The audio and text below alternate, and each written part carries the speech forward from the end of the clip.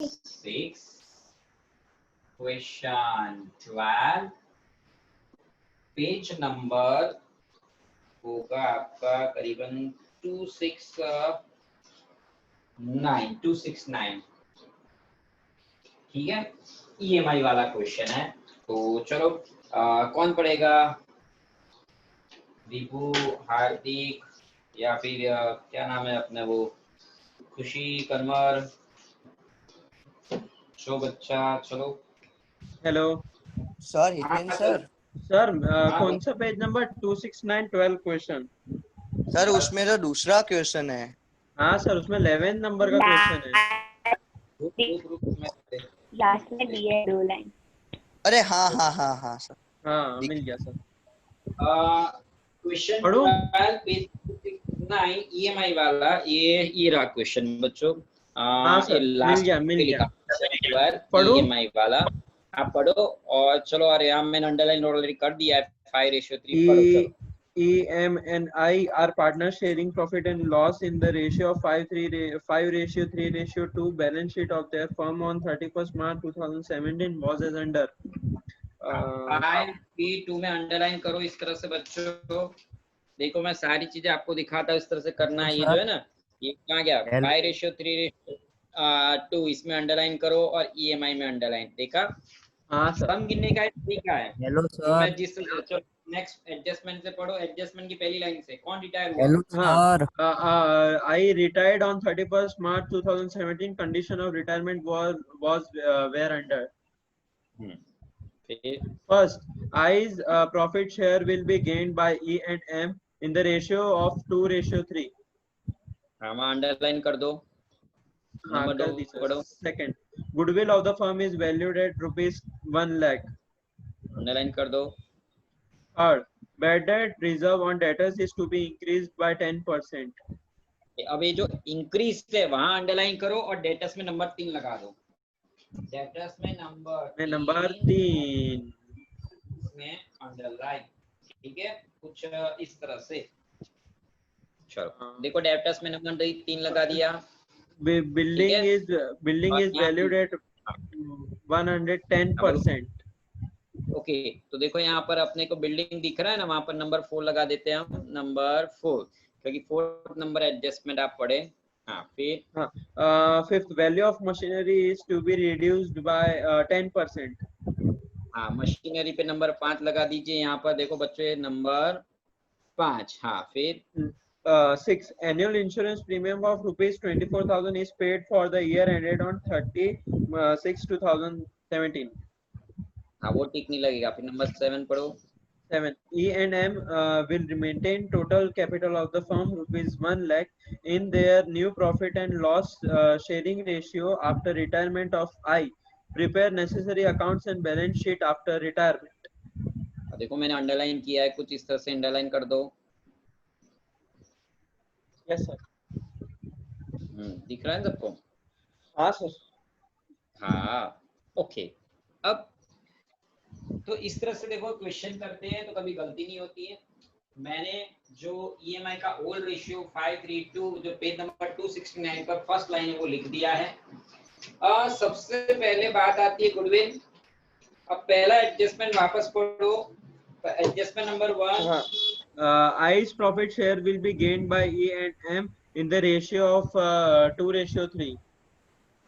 यानी कि आपको गेन रेशियो ऑलरेडी दे दिया है। ई एंड एम का गेन रेशियो ऑलरेडी 2:3 दे दिया है। आपको ढूंढना नहीं है, तो हर बार ढूंढते ना, ऑलरेडी दे दिया है 2 रेशियो।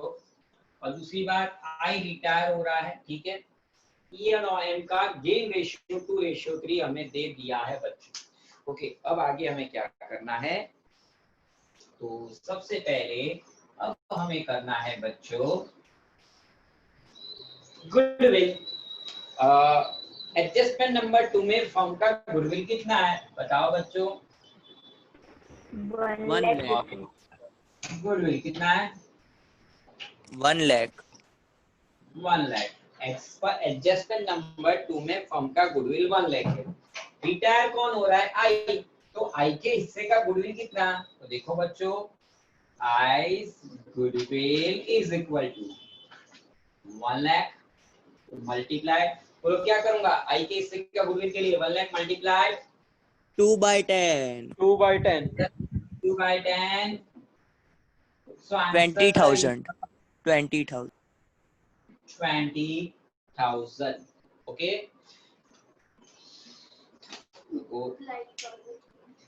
ना ना सरस देखा है लैपटॉप में जो मस्त है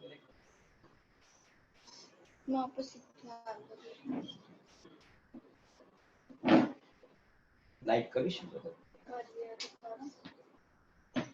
बच्चों, लाइट किया इसमें अच्छा दिख रहा है, विदाउट लाइट अच्छा दिख रहा है?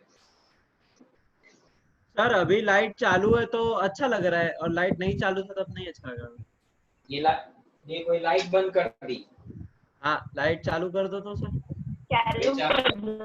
हाँ बस सब अच्छा हाँ, लग रहा है। बरोबर है। चालू रखो लाइट। उसी तरह से एक रिक्वेस्ट है, प्लीज तू कहीं और जगह पे बैठा कर जहाँ तेरा नेटवर्क अच्छा है, आवाज बहुत बहुत ही जबरदस्त आती है। हाँ। अरे वो क्या करे बेचारा, प्रॉब्लम है, ट्राई कीजिए कुछ ना कुछ एडजस्ट करने का। उनको बालकनी में बालकनी में बैठ ये सुमार बोलते बालकनी में बैठ के पढ़ो, अच्छा मजा आएगा और नेटवर्क भी अच्छा आता है। बोले हमारे घर पे तो बालकनी नहीं है, इसलिए हम वेट कर रहे हैं कि साला हमारे घर पे तो बालकनी नहीं है, बालकनी होती तो बालकनी में बैठ के पापा पढ़ाते। चलो अब I's goodwill is equal to 1 lakh into 2 by 10 20,000। चलो यहाँ तक बच्चों समझ में आया? बच्चों से यस और नो? Yes sir. ओके, अब कुछ याद है? गेन डेबिट, सैक्रिफाइस से क्रेडिट। जिसको गेन होता है वो डेबिट होता है, और जो सैक्रिफाइस करता है वो क्रेडिट होता है। गेन रेशियो E&M को गेन हुआ, आई अपना हिस्सा बिजनेस में छोड़ के जा रहा है, मतलब आई ने सैक्रिफाइस किया, इन दोनों को गेन हुआ, ये दोनों हो जाएंगे डेबिट। यानी कि जनरल में लिख रहा हूं E's capital account debit, M capital account debit to I's capital account credit 20,000। I का जो हमने गिना ना 20,000। चलो ये 20,000 को 2:3 में E और M में डिस्ट्रीब्यूट कर दो बच्चों। 20,000 को 2:3 जो गेन रेशियो है 2:3 में करो डिस्ट्रीब्यूट। सर एक का 8,000 12,000 8,000 12,000 वेरी गुड। देखो अभी ये तो क्या एक्सरसाइज के सम चल रहे हैं, इसलिए कोई बच्चा देख के नहीं बोल सकता है सिवाय के डाइजेस्ट लेके बैठा हो। तो सारे बच्चे तो डाइजेस्ट लेके आई होप नहीं बैठे होंगे, तो इसलिए आपको पूछ रहा हूँ कि आपको भी लगेगा आपको आ रहा है कि नहीं आ रहा है। अगर किसी बच्चे को नहीं आ रहा है तो चलो वो भी मैं सिखाऊं। ये जो 20,000 है ना बच्चों, पापा 12,000 याद देखा रिफ्लेक्शन है दीदी। ओके नहीं रिफ्लेक्शन लाइट में रिफ्लेक्शन। ओके चलो बच्चों 20,000 है। अब ई का ई और एम अगर किसी बच्चे को नहीं आता है तो सीख लो। 20,000 इनटू ई का हिस्सा क्या है 2 डिवाइड बाय 5, तो आंसर आएगा 8,000। ठीक है, now 20,000 into M 3 divide by 5, so answer is 12,000। चलो कैलकुलेटर में भी सिखाता हूं, अगर किसी बच्चे को नहीं आता है तो।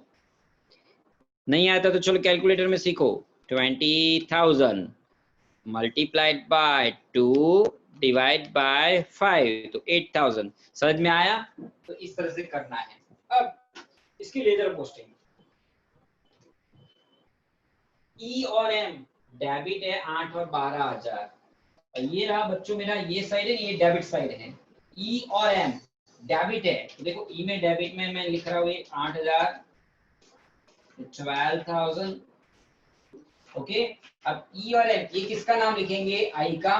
तो यहाँ पर आप लिखोगे टू आई कैपिटल अकाउंट, ठीक है। अब आई कैपिटल क्रेडिट, यहाँ क्रेडिट में आई क्रेडिट 20,000, लेकिन आई किसका नाम लिखेगा? तो आई इस तरह से लिखेगा 8,000, 12,000 और नाम लिखेगा by E's capital account, by M's capital account, इस तरह से। चलो फर्स्ट एडजस्टमेंट सेकंड एडजस्टमेंट दोनों हो गए।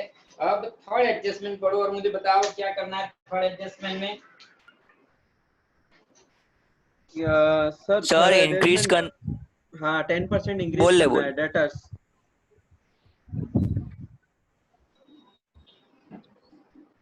ध्यान से पढ़ो। हाँ, bad debt reserves on debtors is to be increased by 10%.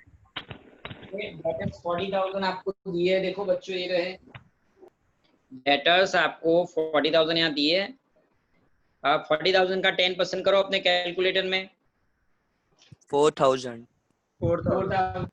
Sir 4,000, आपने तो 6,000 लिखा।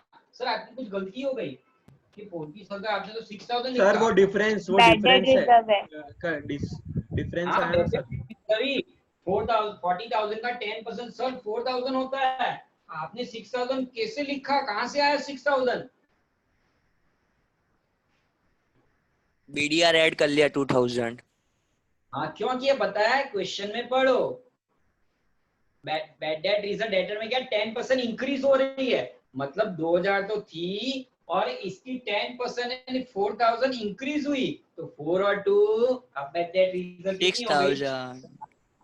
और बच्चे तो क्या करके अब आ जाओगे, 4,000 लिख के आ जाओगे। तो क्या करोगे? गलत करके आओगे।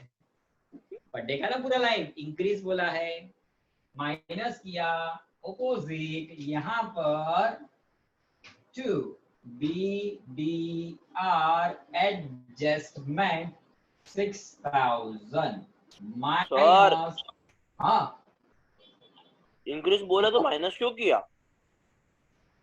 क्या हुआ? इंक्रीज बोला तो माइनस क्यों किया आपने? 4,000 को आपने डिक्रीज क्यों किया? इसमें इंक्रीज लिखा है ना। हाँ, तो इंक्रीज तो किया मैंने। बैड डेट रिजर्व इंक्रीज कहा है, डेटर नहीं है। अच्छा। डेटर्स ने बैड डेट रिजर्व इंक्रीज बोला है ना। तो मैंने क्या किया, ये जो बैड डेट रिजर्व है ना 2,000 तुझे दिख रहा है, हाँ हाँ तो उसमें 4,000 इंक्रीज किए ना, ठीक है। डेटर्स अच्छा। 40,000 है, 40,000 का 10% 4,000 और बैड डेट रिजर्व में इंक्रीज की बात है बेटा, डेटर्स में नहीं। बैड डेट रिजर्व देखो ये पढ़ो यहाँ पर, bad debt reserve on debtors is to be increase by 10%। Bad debt reserve increase करनी है बच्चे मेरे, तो बैड डेट रिजर्व 2,000 है। अब 40,000 का 10% करो तो 4,000 वो इंक्रीज करना है बीडीआर में, तो 6,000 इस तरह से आया। बोलो समझ में आया? हाँ सर आ गया। ओके हाँ चलो अब नेक्स्ट एडजस्टमेंट पढ़ो। Building is valued at 110%. Building कितना दिया है बोलो? Sir building 1,20,000. अब इसका मतलब क्या हुआ, कौन मुझे बताएगा?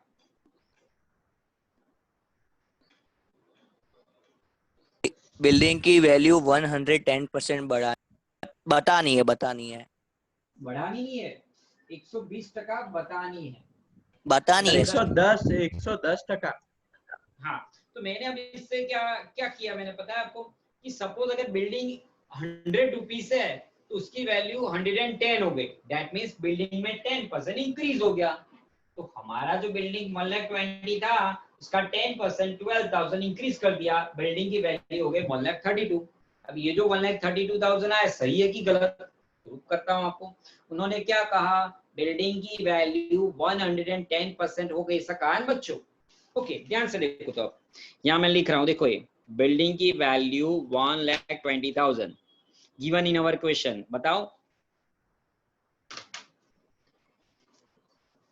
ये देखो बिल्डिंग 1,20,000 आपको दिख रहा है यहाँ पर given in our sir question. फिर इसको परसेंट करके करेंगे तो कितनी 1,32,000 वैल्यू हो गई 110%। ओके तो ये भी देख लो, मैंने लिखा 1,20,000। अब ध्यान से देखो ये मल्टीप्लाइड ये 110 और ये परसेंटेज क्या हो गई फिर 1,32,000।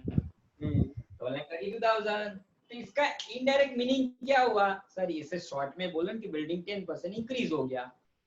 बिल्डिंग की 100 की जगह पे 110 होना मतलब बेस तो हम ऑलवेज 100 लेते हैं 100 लेते हैं, ये 100 का 110 हुआ 10% इंक्रीज हुआ। हो गया ओके। अब प्लस किया सेम साइड बाय बिल्डिंग और 12,000। ठीक है बच्चों, इस तरह से कुछ इस तरह से। चलो अब नेक्स्ट एडजस्टमेंट पढ़ो बच्चों। Value of machinery is to be reduced by 10%। हाँ मशीनरी कितना है 80,000 और उसको 10% रिड्यूस कर देंगे। हाँ तो कितना करेंगे 8,000। हाँ तो आउटर कॉलम में 72,000 माइनस किया तो दूसरी पे कहाँ डालोगे? ऊपर डेबिट साइड रेवल्यूशन अकाउंट। यहाँ डेबिट साइड में टू मशीनरी 72,000 कितना 8,000 बेटा जो रिड्यूस किया ना बेटा 8,000। हाँ ये नहीं जो रिड्यूस करते देखो ये 12,000 6,000 इसी की इफेक्ट में दे रहा हूँ, आउटर कॉलम वाली नहीं। नेक्स्ट पढ़ो। Next, annual insurance premium of rupees 24,000 is paid for the year ended on 36/2017. Okay, balance sheet date 31st March। कौन सी थी balance sheet date? 31st March 17 and insurance premium date था 30 जून 17। Sir कहाँ से लेके आए? ओके विदाउट प्रूफ आप नहीं मानोगे तो मैं बताता हूँ आपको।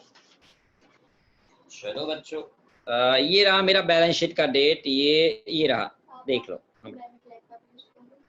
हाँ कसवा में देख लो ये दिख रहा है बैलेंस शीट का डेट। हाँ मिल गया।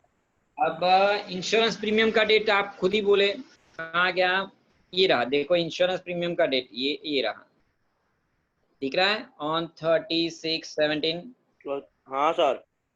हाँ यानी कि 31 मार्च से 30 जून कितने महीने होते बच्चों? 3 महीने। हाँ अप्रैल मई जून 3 महीने होते हैं ना। 3 मंथ का प्रीपेड है, ये क्या हो गया 3 मंथ का जो है ना इंश्योरेंस 3 मंथ प्रीपेड है। 12 मंथ इंश्योरेंस प्रीमियम कितना है? 12 मंथ का कितना दिया? 24,000। Therefore 3 मंथ इंश्योरेंस प्रीमियम कितना?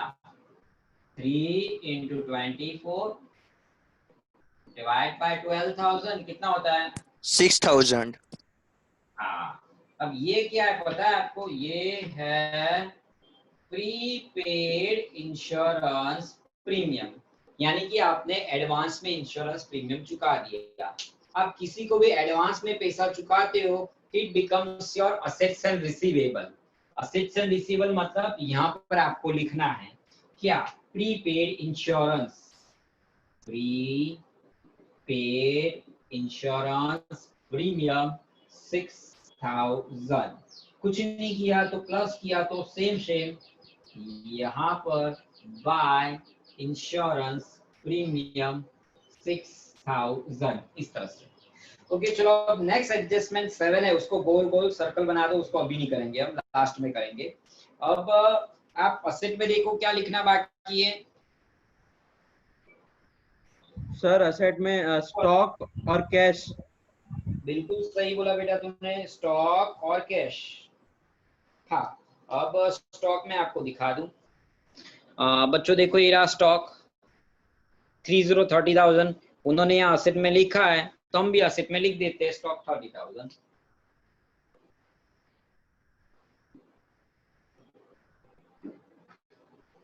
30,000. ओके, नाउ अब उन्होंने जो लिखा है ना कैश, देखो ये 22,000. असेट्स को कौन सी साइड बोलते हैं? डेबिट. मैंने लिखा भी है. असेट को किसको कौन सी डेबिट साइड बोलते हैं? यानी कि कैश 22,000 जो है आपको दिख रहा है, कैश 22,000 डेबिट है. डेबिट यानी कैश अकाउंट में डेबिट में आपको लिखना है 22,000. ये रहा कैश अकाउंट और डेबिट में 22,000 टू बैलेंस बीडी. इस तरह से बच्चों लिखा. बच्चों नाउ अब लायबिलिटीज में आ जाइए. लायबिलिटी में देखिए सबसे पहले क्या है, क्या है देखो दे कैपिटल MI. हाँ, तो ये क्या लिखा मैंने, देखो क्रेडिट लिखा है. क्रेडिट का मतलब C for capital, C for credit. Partners capital में क्रेडिट में हमें लिखना है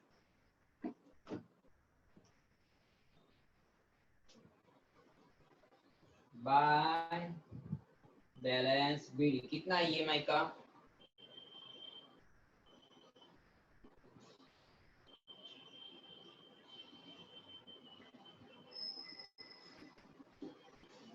ओके, लिख दिया.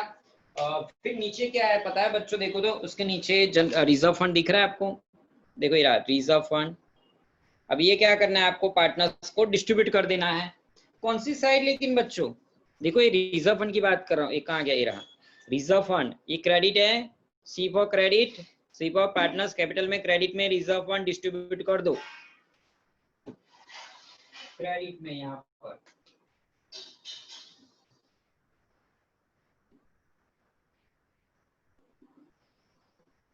हाँ, कितना है रिजर्व फंड? 50,000. कौन से रेशियो में? ओल्ड रेशियो में. ओल्ड रेशियो यानी कि ये ना 5:3 इस रेशियो में. ये गेन रेशियो है, इस रेशियो में नहीं, यहाँ पर 5:3 50,000 को देखो यहाँ मैं कर रहा हूँ 25,000 पहले का. हाँ, 50,000 के 3 पार्ट करेंगे. 5:3 टोटल 10. तो सबसे पहले 50,000 इंटू 5 डिवाइड बाय 10 कितना होता है? सर 25,000, 15,000 और 10,000. इंटू 3/10 और यहाँ पर 2/10 यानी 10,000. ओके, अब ये रेशियो में डिस्ट्रीब्यूट करना तो सारे बच्चों का ही हो पाता आता है ना. रेशियो में डिस्ट्रीब्यूट करना कि नहीं आता है? आता है सर. आता है सर. आता है सर. आता है तो 25,000, 15,000 and 10,000. एक को पकड़ो दूसरा आ जाता है. इलाज पकड़ी जाके तो जाएगा नहीं की आएगी. जा बेटो इलाज में जा बेटो. चलो, तो ये हो गया रिजर्व फंड. अब यहाँ पर देखो क्या है, workman profit sharing fund and creditors. ठीक है बच्चों, अब ये दोनों लायबिलिटीज में है. तो ये दोनों जो liability workman profit sharing fund creditors, तो आप भी लायबिलिटीज में इसको लिख दोगे.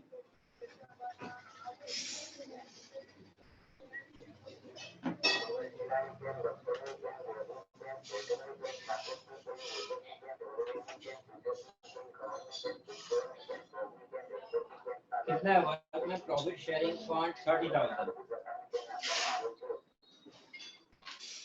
And creditors 70,000.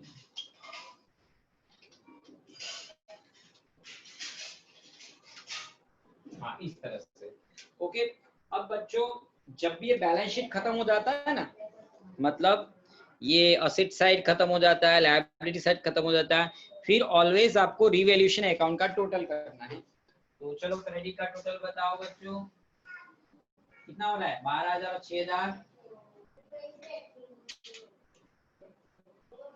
18,000. ये 18,000 यहाँ लिखेंगे. अब 18,000 माइनस 12,000, 4 प्लस 6,000. तो 6,000 डिफरेंस आया. अब इसे आप क्या कहोगे? 2 पार्टनर्स कैपिटल अकाउंट और ये है आपका प्रॉफिट जो जाएगा ई एम और आई के खाते में 5:3:2 टोटल 10। ठीक है बच्चों, आप डायरेक्टली भी कर सकते हो without help of calculator. Calculator की मदद के बिना करना है तो क्या करोगे आपको पता है, 6000 को 10 से डिवाइड करो, क्या आंसर आता है? 600. 600। अब नाउ 600 into 5, 3000. 600 into 3 1800. और ये 600 into 2 1200. 1200। तो देखो कितना आसान था, मैंने क्या कर दिया 5:3:2 total 10, 6000 divide by 10, answer 600, 600 into 5 3 2 answer आ गया। अब रीवैल्यूएशन अकाउंट में यहाँ डेबिट है तो ये पार्टनर्स कैपिटल अकाउंट है, इसमें कहाँ होगा पता है, क्रेडिट में। यहाँ डेबिट तो पार्टनर्स कैपिटल में क्रेडिट में बाय रीवैल्यूएशन अकाउंट। ठीक है ब्रैकेट में प्रॉफिट और क्या 3000, 1800 एंड 1200 इस तरह से बच्चों। ठीक है अब आगे क्या करना है बच्चों हमें, ये हो जाने के बाद सबसे पहले आई रिटायर हो रहा है तो आई का टोटल करना है।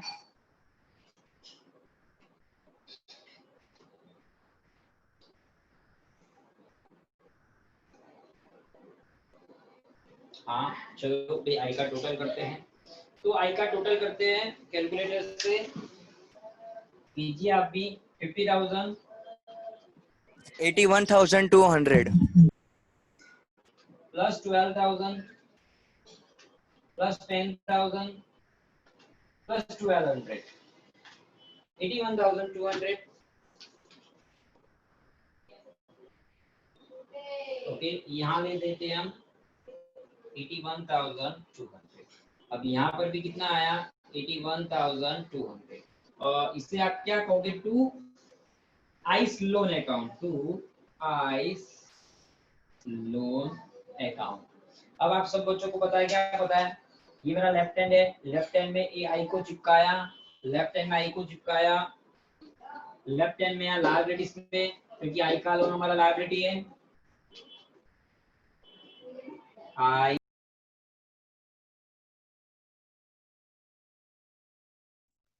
सर आप म्यूट हो गए।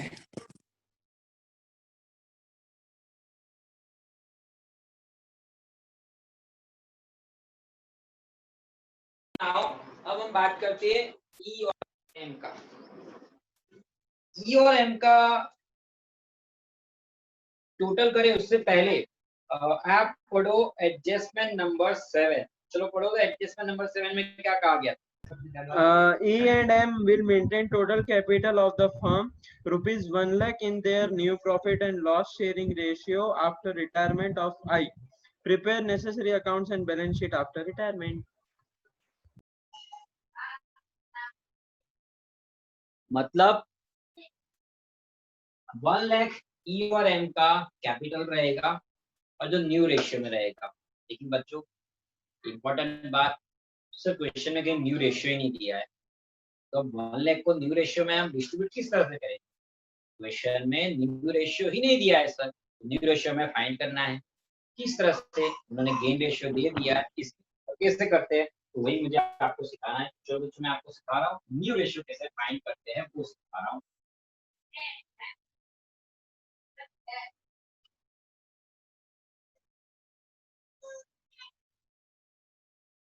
हाँ ध्यान से देखना स्टूडेंट्स, यही खतरनाक टॉपिक है, इस पूरे समय आपको और कुछ डिफिकल्ट नहीं लगा होगा। जो डिफिकल्ट पार्ट, हाँ Only 6 minutes left.